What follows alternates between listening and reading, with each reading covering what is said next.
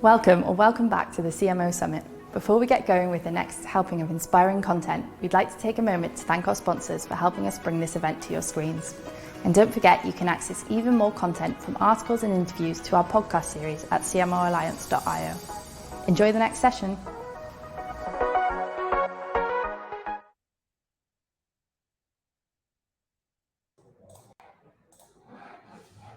Hi everyone, and welcome to the CMO Summit.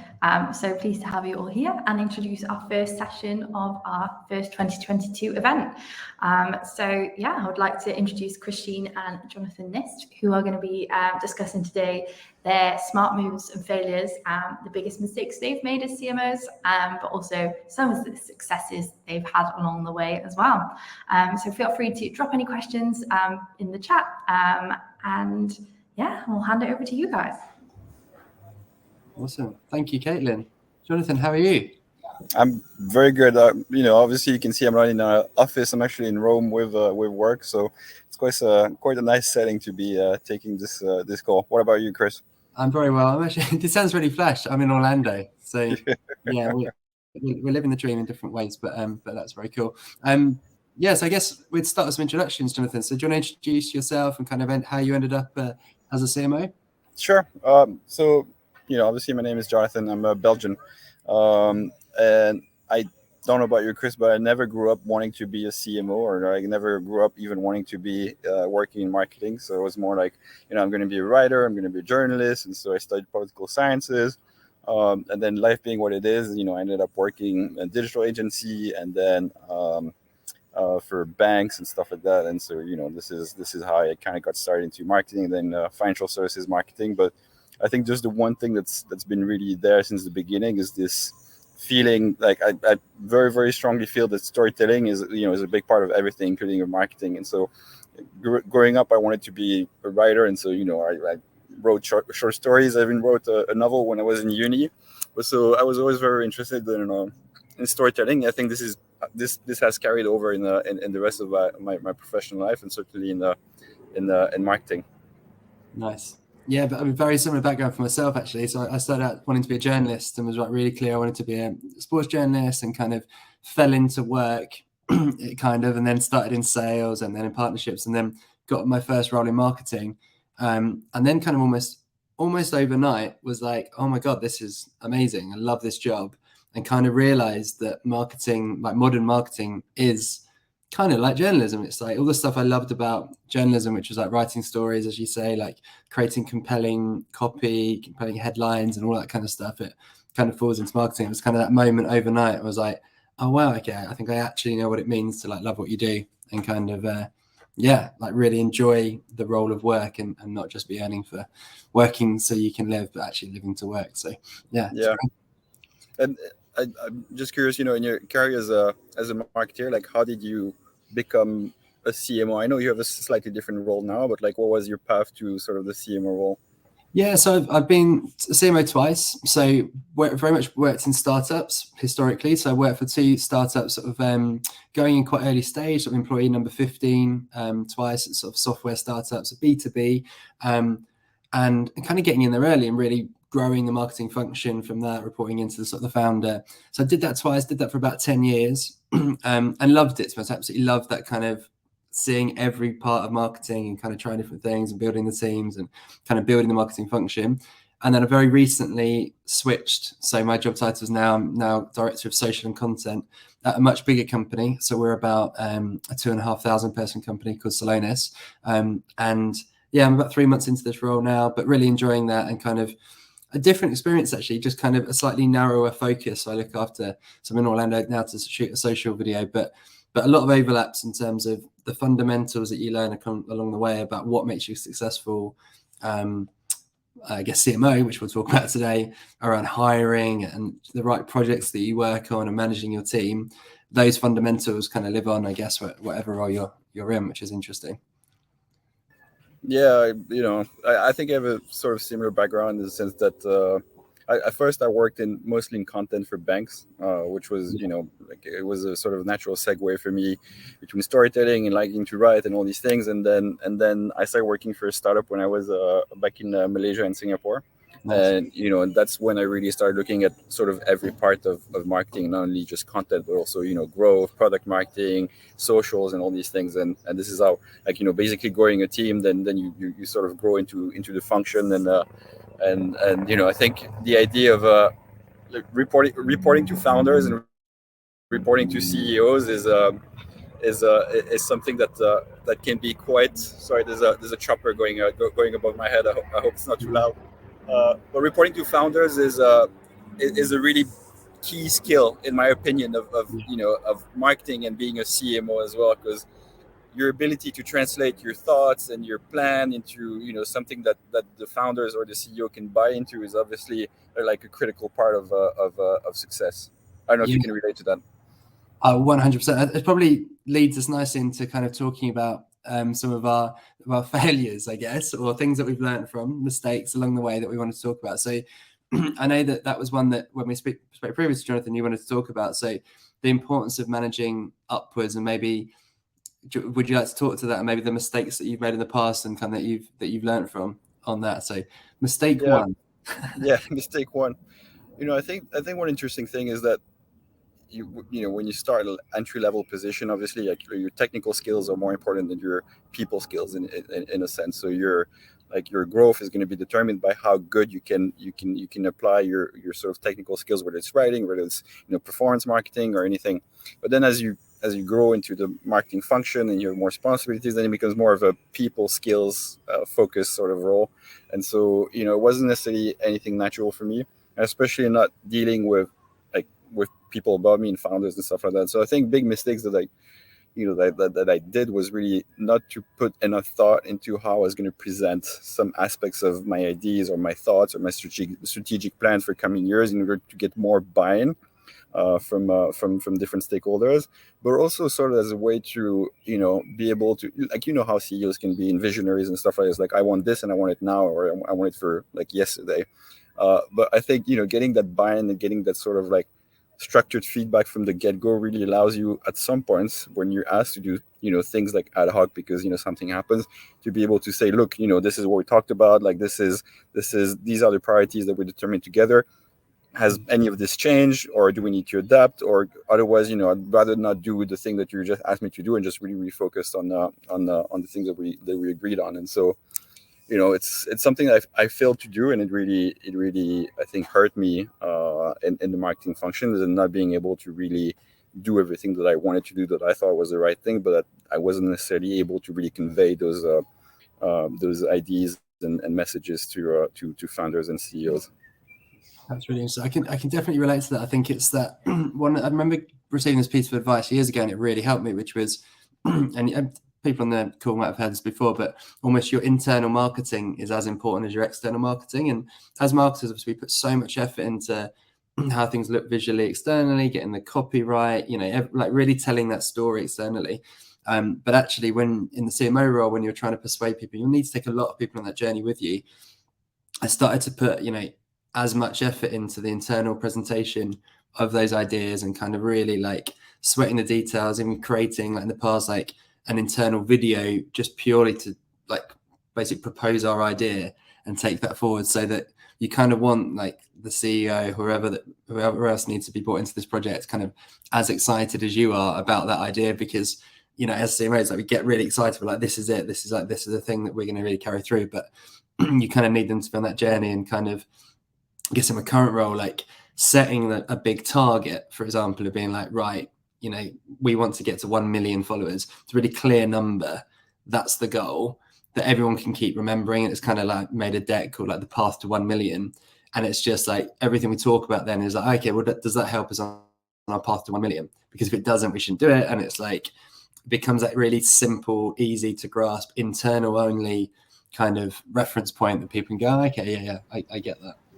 Yeah, I actually really like that point of having like sort of an internal catchphrase that everybody can latch onto and be like, oh, this is like, anytime you need to make a decision as well, like as part of a member of the team, is this helping this bigger goal that we have? And if you have that internal transparency as well, I think it really leads to less sort of bottlenecks when it comes to decision making around, or I need to consult my CMO for every little decision because I'm not sure. But if you're the clarity of mission and what you're trying to achieve, then people are a lot more autonomous, a lot more empowered to make those small decisions. It really, really helps you as a CMO. Yeah, I think so. I think it's that thing with the CMO. It's such an interesting role. It gets talked about a lot at the moment because our goals can change often. It's often less. We might have a different clear metric. That metric can change over the years, and compared to say a CRO who's got a sales metric, which is very clear, that will probably increase each year, but won't necessarily change what the goal is. Yeah. Marketing can change, so having that clarity that everyone's like, this is the goal at the moment, is about these 2 or 3 metrics that are really important to us can definitely really help. Did you ever get? I'm intrigued. Did you ever get feedback from any of CEOs or other exec team in the past about that mistake?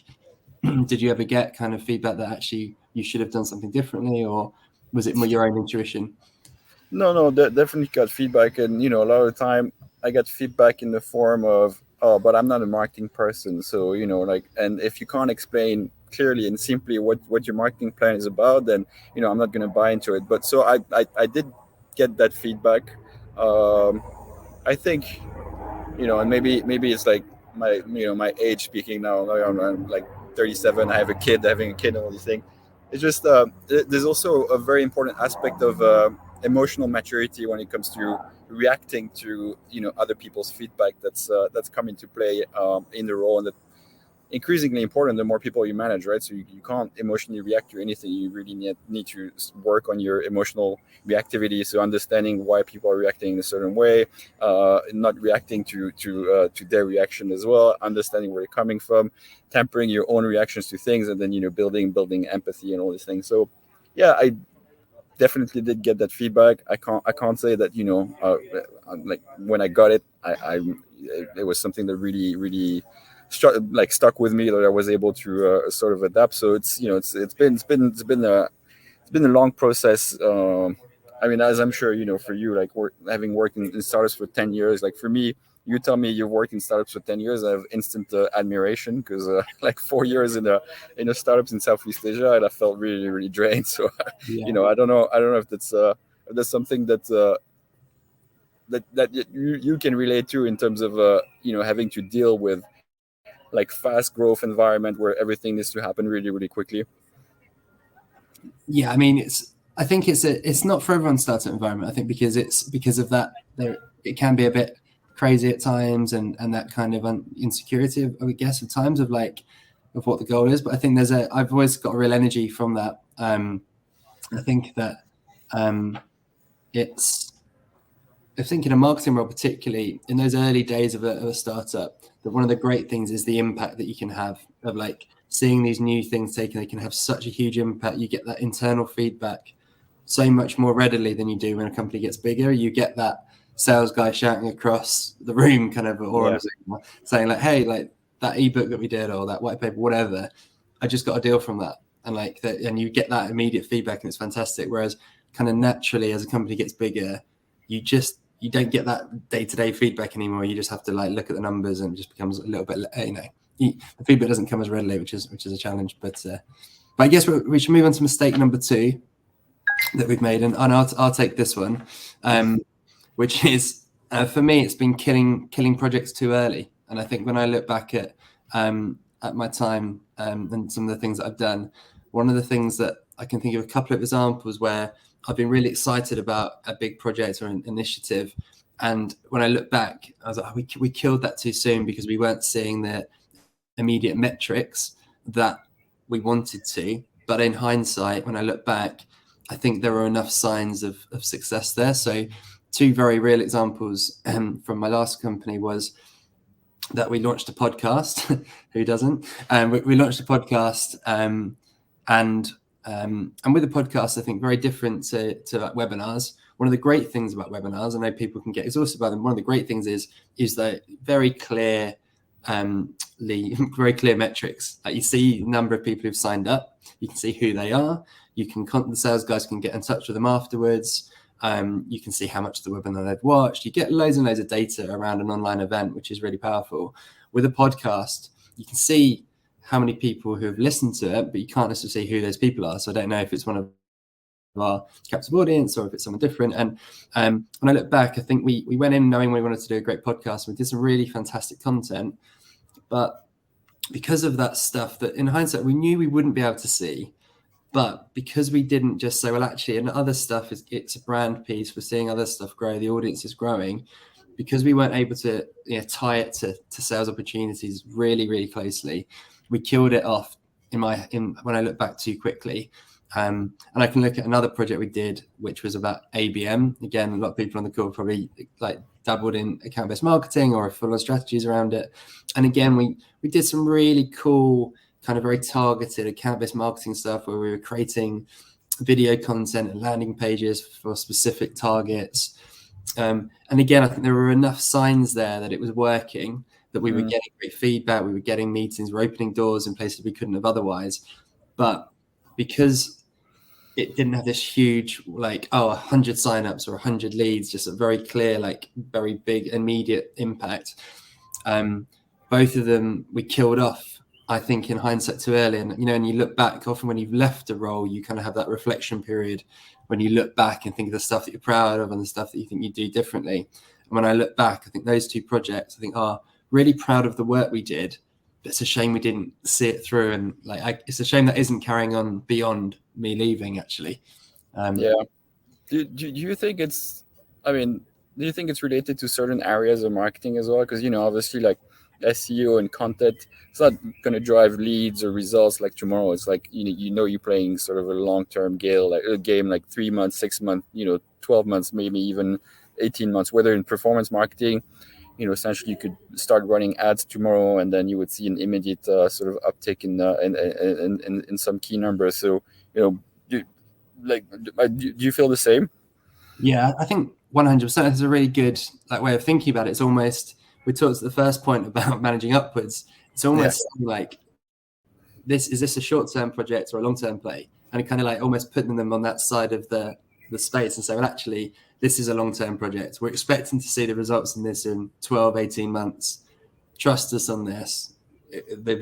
Versus a short-term play, we run some ads, we're going to get some short-term results, and then we can decide whether we want to accelerate that or slow it down. I think it is exactly that. And again, in hindsight, I don't think I did a good enough job to lay down the expectations of what we'd expect to get, and therefore what we shouldn't be concerned about after 6 months, because it's fine. We're not expecting after 6 months that we're going to here's $1 million worth of revenue yet. We're expecting it to go in different directions. So I think there's definitely a huge overlap there. And when we're discussing sort of perspectives and time perspectives, so obviously we understand that in some areas of marketing, some things are more long term. But I think especially as a CMO, head of marketing in a startup, when you're building teams, and so you need to recruit a lot of people really, really quickly. Yeah, I know we discussed this the last time, but where you said that you regretted not sort of pulling the trigger early when someone was not a good thing. Can you just give a little more context around some of these regrets that you might have? Yeah, I think we're on to mistake 3, aren't we? So I think that as a CMO or head of marketing, whatever kind of role it is, for me, the two sort of most important things that you do really are you choose the projects that your team are working on. We've kind of talked about that today. And then you obviously hire and have the right people in your team doing it. And I think that one of my mistakes so far that I'm definitely very conscious of going forward is not acting quickly enough when it was clear that someone wasn't a great fit for the team. And there's a couple of examples where I can think back where actually talent-wise, they've been fantastic. And actually marketing, that can be a little bit of a distraction because you see their fantastic work, they're maybe fantastic creatives, creative copy. You can think of someone specifically their work was incredible. And actually, as a person, they give you work, and this is brilliant. But actually, for the team dynamic, they were quite destructive. And I often say that the most negative person in the room will often dominate that room.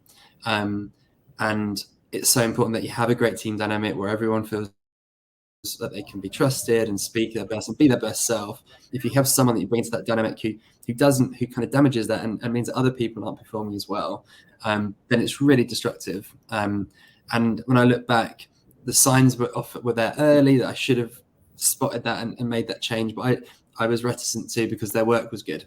And then you end up dragging that out. And then after a year or so, kind of taking ourselves separate ways. But again, if I reflect back as a mistake, not being strong enough to say, look, their work is brilliant, but actually, again, either they're an energy giver or an energy drainer. They're definitely an energy drainer from myself and from the team. Therefore, I've got to make the tough decision here. And that's definitely something I'm really trying to get better at now as a manager, to say, look, if we, number one, looking for that when you bring someone into the team, are they going to be a really good fit for the team dynamic? Because it's so important. And two, if they're not, because sometimes you won't know until they're in, making that decision early and making that tough call. Can you kind of relate from your side? Yeah, 100%. And I can even give like a very concrete example where I took an interview with someone online. It was pre-COVID, and my wife was in the room, and my wife's a therapist, right? And so she sort of like listened to the interview, and I was really happy about the interview. I said, the person's great, like it's gonna be amazing. And she said, no, like this person's gonna cause troubles in your team. I was like, what do you mean? No, like, and I didn't listen to her. I hired the person. And then it turned out exactly how my wife predicted it was going to be. And so it really made me think around, when I interview people, like, what can I do better in order to better assess whether they're going to be a good fit for the team. And so, I've completely switched from trying to assess sort of competencies and skills, and really more assess, like, if that person has the right attitude, does that person have, what it needs in order to fit. So like some things I, really look for is like, self-awareness. For instance, one of my favorite interview questions is asking, if you were not in the room, what would your colleagues say about you? And sort of like forces people to put themselves into other people's shoes, and then you can really quickly see whether they're being truthful or whether they're giving you a sort of a bullshit interview answer. That's like one way for me to tell. And like one question that I started asking as well, and like sometimes it sort of it surprises people. It's like, I ask people, when was the last time you cried, or when was the last time that you were really emotional about something? And I give them an example for me first, so they can they don't feel like as they're exposing themselves. So I expose myself first, and then ask them, and then these answers also give me sort of a good feel or a good understanding of who they are as a person. I don't know, like what are some of the interview questions that you ask now in order to better assess whether a person is going to be a good fit within the team? I mean, firstly, I absolutely love the fact that your wife spotted that. Like, maybe you should just get her involved in all interviews. She's good. Yeah, she's really good. The final part of the interview process. Our wives often know best. I actually love that question of like showing your vulnerability. I think I have a similar question, which is, how would your colleagues describe yourself in 3 words? And like a similar kind of thing. And I think is that people kind of look, when you ask that question and think, oh, okay, what would they say? And you start to see how honest they are as well, and like showing kind of like getting that self-awareness. I've got a funny story that I was interviewing someone in Paris once, and the interview, I wouldn't say had been going that well. I had a few concerns, and then when he got to that question, she said negative, a little bit frustrating, but creative. And I was like, wow, okay. And then I said, well, can you explain a bit more? What do you mean by negative? Oh, some days I can just be just very negative and just don't really want to talk to anyone. And I was like, I mean, incredible honesty. But I was like, that is probably too far. I was like, yeah, we obviously can't put this person into the team, but yeah. Yeah. Because I mean, obviously we've talked about our mistakes, but hopefully we've had some successes as well. And I think one success that you mentioned last time we talked was really understanding that videos were going to be like a must for every sort of marketing team and any companies back in 2014, where I don't think there was already a lot of data to prove sort of the difference in engagement between static ads or video ads. But can you sort of elaborate on that topic? Yeah, I think we've both got quite a similar story here, haven't we? I think one of the most exciting things I think about a CMO role and or similar is being able to hire, but not just hire, but actually create a new role within the team that maybe other people wouldn't be thinking of doing. I think that's where the real magic often happens, is that you go, actually, if we hired someone to do this, either that other people aren't doing yet, I think it can create a huge like opportunity to be different to everyone else in the market. And one of the things that it's kind of staring us in the face really, the first couple of years in my in startup role, leading the marketing, everything we did around video was just performing better than anything else. It was just, we'd share videos and email, we'd share it on social, we'd share it internally, and people loved it. So after about 18 months, I was like, look, this was about 2014. I was like, we should hire a full-time in-house video person, a video marketing manager into the team it will force us overnight to suddenly make video a part of everything we do. And obviously everyone knows that now, that with video, it can be, you can use it for product marketing, for hiring, for for explainer videos, for educational content. Like it's everything. Video really does fall across everything. But I feel like when we did that, we went from, oh yeah, we could occasionally do a video once a month or so, to literally every day we're creating video and we're getting video out there. And I look back at that as a really like key decision that other people weren't yet doing, that definitely kind of really accelerated us in the market and made us different to our competition. Because again, it's so different in a space where you've got lots of competition doing lots of similar type things. How can we do something different? And for us, it was like, we had 100 videos, everyone else had about 4 or 5 videos. So that was really interesting. And like from yourself, I know you, at your last role, you did something quite similar, but even more current. For like, I had been trying to get on TikTok for a while, and being, I don't know, maybe a boomer or whatever, is just I couldn't get on it. It was really hard for me to really understand how it worked. But then I really, the more I dove in, and it's like when you give sort of constraints or restriction to people, they become more and more creative, right? So when Twitter came out, 140 characters, people get really, really creative in 140 characters, and then like I really realized that TikTok was about a lot more than dance contests or like dance challenges and stuff like that, and that like it really gave a megaphone sort of to a whole lot of different content creators, including in the financial space. And really a lot of like genuine content, people, giving really good advice in a really, really creative way, really easy to digest and really easy for people to sort of understand. And so I made a decision around last summer to hire someone for our social team who I knew was really good with TikTok. And, obviously there aren't a lot of people, and especially in like working for brands, who know a lot about TikTok, who have grown themselves like a brand on TikTok, a personal brand and stuff like that. And so the person that I found was, I thought it was like a real genius at TikTok, like both from a personal account perspective, but also growing a lot of different company accounts on TikTok. Hired him, a few months before I left. Now I look at that company's TikTok, it's booming. It's got like millions of likes, millions of views, really, really helping with, branding, because they're not pushing any sort of commercial features or commercial messages. They're just sharing moments, like anxiety about money, stress about money, like, things are relatable to people. And so it makes the whole brand a lot more relatable. And so, in hindsight, I really think that was one of the best decisions I could have made. And even now, like, if I can, speak about my wife again, she's trying to build a business online. And I said, the only thing you should be doing is post 2 TikToks a day. And so she got on TikTok, started posting twice a day. Engagement is honestly through the roof. And so, that's one advice I would give anyone in company right now. If you only had like 1 hour to work on something on marketing per day, honestly, make sure that you post at least 1 or 2 TikToks a day, because this is going to have the best sort of returns in 1 or 2 years from now. That's so cool. There's a couple of things on that I absolutely love. One is I think that doing a CMO type role, one of the things I'm most proudest of, and this is a great example, is when you leave, seeing the work that you've put in place continue. And like, what a great example of like seeing the TikTok opportunity and kind of leaving, but actually being able to look back and probably still really enjoy the content and going, I kicked that off. And I think that's one of the great things about kind of doing marketing. And the second thing, I think, like broadly for any role, and it will always be the case for like CMO role, is spotting those trends and spotting the ones that are going to live on. So like TikTok is not a fad. It's now the biggest website. It's bigger than Google in terms of traffic, which is absolutely insane. It's the biggest website in the world. And seeing that actually that is now a core channel that our audience what different portions of our audience will be on, versus something that you see and you go, actually, that feels like it's going to be a fad.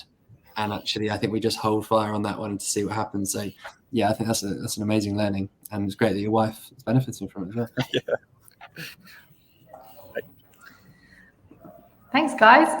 We are pretty much at time now, but we've just got a question in the chat, which I'll just kind of read out to you guys before we wrap up. So we've got a question here from Carl, who's asked, what are your experiences with staff retention? Marketing talent is constantly getting approached by other agencies. Are these strategies to retain the best staff without always caving to large salary increases? So yeah, go ahead, Chris. Yeah, I'm sure we both got a view on this one. I think it's a fantastic question, Carl. And first and foremost, I think that is a challenge, and particularly for me, it can often depend where you're based. So it definitely is. I've found it a much more difficult challenge when I've been based and hiring mainly from London than other regions, for example, because certain areas are just so competitive. So I can definitely see that. For me, it kind of, number one, I really fundamentally believe that we're very fortunate to be in the marketing role, and it should be one of the coolest teams to be in. It should be the coolest team in the company to be in. So one of the things I always say to my team is, what have you got that you're excited to be working on, and what projects are going to keep you energized and excited, so that so they look forward to coming in to work and wouldn't want to leave and wouldn't want to even take a call. So easier said than done sometimes, but I think making sure that people have a really clearly stuff that they're excited to be working on and is going to keep them energized. In fact, that would be my main thing, I think, and just making sure there's a path so they know that the next kind of cool thing is there. Jonathan, what do you think? 100% agree with you. And there's a saying that I think is very true. Is like people leave managers before they leave companies, and I think that obviously, like, as a people manager, it's really our duty to work on smart skills and like people skills and emotional intelligence. And as you say, it also relates to, then you're able to sort of better understand like what are people's aspiration, how do they want to grow, and you're able to sort of create deeper connections with them in order to give them a perspective as to what's next for them, how are they going to grow, and they like, people want to feel seen and heard, and they want to know that whatever they have on their mind is being taken into account when sort of planning out the future in a company. Obviously, I think that I really agree that it is a tough situation right now where people are getting poached and stuff like that. It's also an opportunity when you're building a team, in a sense that you can also, like yourself, go out and reach out to people, and I think that people are a lot more open to having initial conversation and discussions. And so as you're trying to hire people, it's also up to you to sort of market your team or your company as the next best step for these talents. Yeah, and Carl, just one last thing. Don't be afraid to have that difficult conversation early. Ask them what's important to you. Most people will say money and then smile, but what else is important to people? Like, some people really care about job titles, some people really don't. Some people really care about the work they're doing. So just find out, like, for each person, what's their thing that they really care about, and then try and make yourselves the dream hire, like, for that, so they're really not going to be able to get there anywhere else. Sorry, there's a question whether TikTok is an important channel for B2B. I think more and more, and so there are some stats around that you can probably look up, but I know that so the B2B acquisition cost on TikTok are, like, on LinkedIn it could cost you up to 100 euros or more for a lead, where on TikTok now you really have a more sort of cost effective channel to acquire B2B leads. And it's not just for like people under 20 or under 22 wanting to watch dance videos. It's for a lot more people than that, and it's growing. So you like, the best moment to start TikTok was 1 year from now. The next best moment is tomorrow. So I really think that people should give it a go. Yeah, I agree with that. And I think with TikTok, something like TikTok as well, maybe you can start by finding an angle. Like, what's your angle that you're going to use it for? It could be educational content. We're going to do short snippets to educate people on what we do, or we're going to use it to show behind the scenes of the culture. Like, find something and kind of start there. Is a really good tip. We've got one on KPIs. So from Ralph, that's a great question. I think number one, it depends on your type of business. So I've worked generally in B2B SaaS. So our kind of number one metric has always been inbound leads, and then the classic funnel. So whenever I would do reporting what we do, there might be loads of other stuff. I also wanted to show people that we're increasing, whether that's brand awareness, social traffic, web traffic and stuff. But I'd always start with what I know is most important, which is for us, the sales team care about the number of leads they're getting from sales and then how many of those are turning into opportunities. So I'd always have slide one, first slide of the dashboard. Here's what we're creating for you and here's what they've turned into. And if you can put a dollar sign, a pound sign, a euro sign, whatever it might be onto that slide, I'd really encourage you doing that, because it's really important to show that marketing is about delivering revenue to the company and not just percentages and traffic. So I think it does depend, but for me, it's always if I can find a number with a revenue on it that we can link to, that's vital. Yeah, just on the KPI front as well, I think success KPIs change over time. So if you're early stage company, a B2C company, you're going to look at cost of acquisition, per channel, growth of users on a timely basis, and this is good, like daily active users, monthly active users, and then maybe later on in your sort of life cycle of your company, you're going to be looking at lifetime value, retention over 3 months, 6 months, and all these things. So that was really my experience back in Southeast Asia. And first we're just focused on getting as many users as possible, and then we got a lot of users and we understood which channels to leverage on, like really focused on LTV per channel, retention, and sort of like more of a retention strategy and life cycle campaigns. Yeah, and create a dashboard. I think one thing I've done quite a lot is to create a dashboard that can be used internally that shows off those metrics. Like, create the dashboard before you get asked for the report, or create the report before you get asked for it is a great tip, because again, you're being proactive. You're able to control the narrative and what the leadership team say. I think that's a really important thing to try and do. Amazing. Thanks so much, guys. I think, we're just over time. So going to wrap us up here, if that's okay. Thank you both so much for a great talk. And thanks to everyone for tuning in for some great questions as well. Thanks very much, guys. Really enjoyed it. See you. Enjoy the weather. Just before I wrap up the session, I'd just like to say that we are launching an ambassador scheme for the CMO Alliance. If you'd like to apply or get on board, you can follow this QR code or the link that I popped in the chat. Just fill out the form and we'll be in touch. So thanks, everyone.